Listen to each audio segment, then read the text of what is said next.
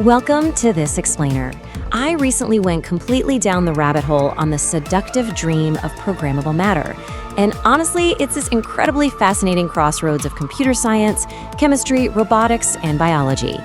Today, we're going to explore a concept that science fiction has promised us for decades, engineers have been chasing for a quarter of a century, and defense budgets larger than the economies of small countries have relentlessly funded. Okay, here's our roadmap for This Explainer. First, the shape-shifting dream. Second, responsive versus programmable matter. Third, shape memory and 4D printing. Fourth, when biology becomes the machine. Fifth, hitting the engineering walls. And finally, the reality today.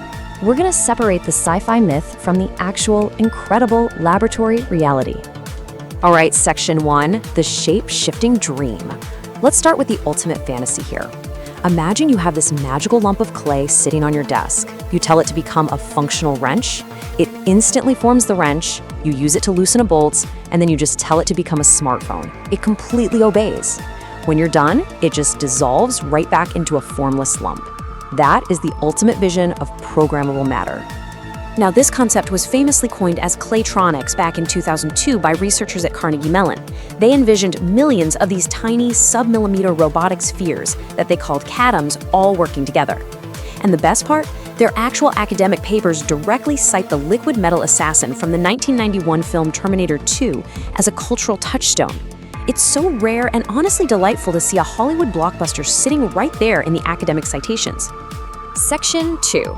Responsive versus programmable matter. Okay, before we go any further, we absolutely have to establish a core distinction that trips up almost everyone who looks into this topic. We have to draw a really strict boundary here. Responsive matter relies on locked-in chemistry and geometry to react to physical triggers like heat or water. It just executes one pre-programmed physical transformation over and over again. Truly programmable matter, on the other hand, acts like a brain running software. It makes decisions and can adopt genuinely arbitrary shapes on demand. So the catch is that writers, and even some researchers, constantly confuse these three totally distinct families of technology, lumping them all under one extremely seductive name. Claytronics? Still completely theoretical. 4D printing? Actively working in labs right now. And metamaterials, which use engineered physical geometry instead of just base chemistry, well, those are actually working today at the centimeter scale. Section 3, shape memory and 4D printing. Let's see how all this builds on a completely accidental metallurgical discovery that happened decades before computer scientists ever dreamed up microscopic robot swarms. Our timeline traces a pretty strange path. Back in 1959, a naval researcher was testing missile nose cones and totally by accident discovered a nickel-titanium alloy that actually remembered its shape. They called it nitinol. A few years later, somebody took a cigarette lighter to a crumpled piece of it, and it literally just snapped straight. Fast forward past the whole Claytronics era, and we hit 2013, when Skylar Tibbetts completely blew minds at a TED conference by introducing the world to 4D printing. To understand the physics behind that cigarette lighter trick without using a single math equation, we first need to define austenite.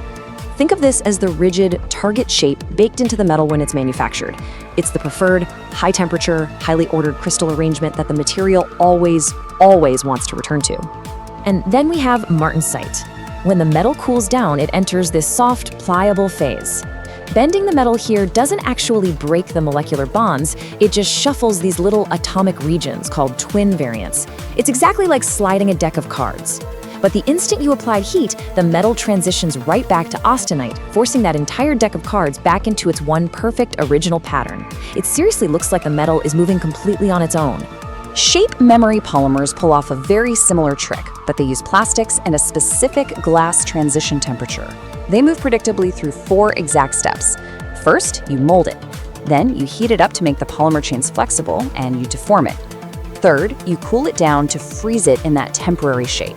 And finally, when you reheat it later, all those internal stresses pull it right back to its permanent original shape. Now, when you combine these responsive polymers with 3D printing, you unlock 4D printing. Time becomes the 4th dimension. We can create static printed objects that transform themselves much later. the real-world applications are just stunning. We're talking aerospace components that self-deploy up in orbit, surgical scaffolds that can be squeezed through a tiny incision and then expand naturally from your body heat, and even food packaging that visually changes color the moment it senses chemical spoilage. Section 4. When biology becomes the machine. Okay, let's step completely outside of traditional engineering for a second and jump into biology. Because researchers are actually sidestepping the massive headaches of robotics by just using living cells as the hardware. Meet the Xenobot. This is an entirely new class of artifact developed by a team at Tufts University. They use 100% ordinary, unaltered frog DNA. A supercomputer designs these novel physical shapes, and then microsurgeons physically arrange passive skin cells and naturally beating heart cells into those exact configurations. The result? A living machine that can move directionally. And insanely enough, it's capable of kinematic self-replication. It literally sweeps up loose cells to build brand new versions of itself.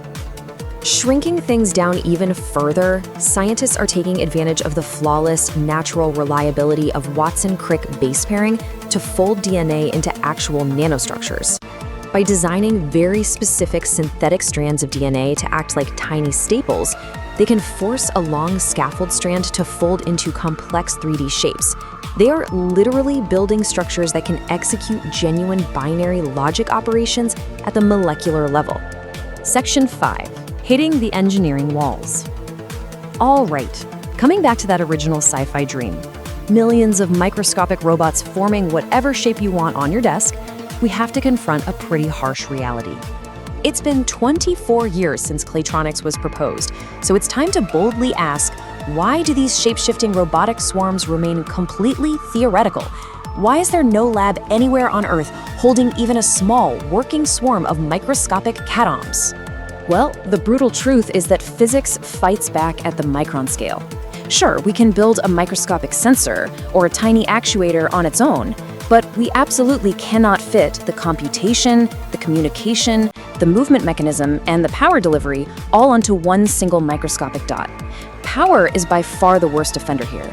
Just imagine trying to wirelessly beam power to a robot trapped deep inside a massive 3D swarm of other robots. The cascading energy losses alone make it practically impossible right now. What actually works today are their larger centimeter-scale cousins, like the M blocks out of MIT. These things are brilliant. They're just simple 50-millimeter cubes with absolutely no external moving parts. Instead, they use high-speed internal flywheels to jump, spin, and flip completely over each other, snapping together with carefully arranged magnetic edges to self-assemble. The concept works beautifully, it's just happening at a much larger scale. Section 6. The reality today. Okay, let's pull all of this together and look squarely at the honest, unflinching state of the field right now. While computer scientists are still rigorously mathematically proving coordination algorithms for theoretical robot swarms using things like the Amoebot model, the physical responsive materials we do have are quietly driving massive industries. So you have pure theoretical math on one side and highly lucrative, life-saving commercial applications on the other.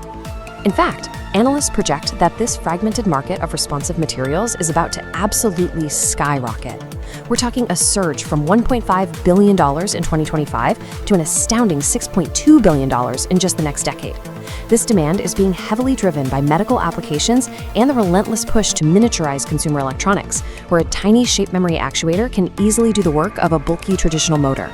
The fragmented pieces of this dream are actively at work right now in the real world. Nitinol stents are saving human lives every single day by springing open inside narrowed arteries. Shape memory alloys are quietly reshaping the trailing edges of Boeing 787 engine chevrons in midair to reduce noise. We've got metamaterials that actually get thicker when you stretch them to absorb impacts, and plastics laced with artificial circulatory systems that literally bleed a healing agent to seal their own cracks. So consider this provocative thought as we wrap up. What does it actually mean for our future that we can build self-replicating biological machines from frog cells and fold DNA to compute logic? Yet that simple sci-fi lump of shape-shifting clay remains, in the words of the robotics experts themselves, centuries away. We definitely haven't built the magic clay yet, but the fragments we have built are already fundamentally reshaping our world. Thank you so much for joining me on this explainer, and definitely keep your curiosity fired up.